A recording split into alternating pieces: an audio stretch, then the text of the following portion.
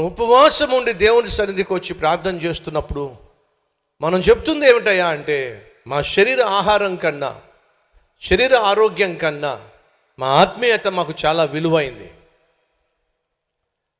కాబట్టి ఈ శరీరాన్ని మనం నలగొట్టుకుంటున్నాం. భక్తుడైనటువంటి పౌలు ఈ మాట అన్నాడు, ఇంత ఇంత ఇంత సేవ చేసి, ఇన్ని ప్రసంగాలు చేసి ఆఖరికి నేను భ్రష్టుడిని అయిపోతానేమో అని చెప్పి నా శరీరాన్ని నేను నలగగొట్టుకుంటున్నాను అన్నాడు. ఎలా నలగొట్టుకునేవాడు?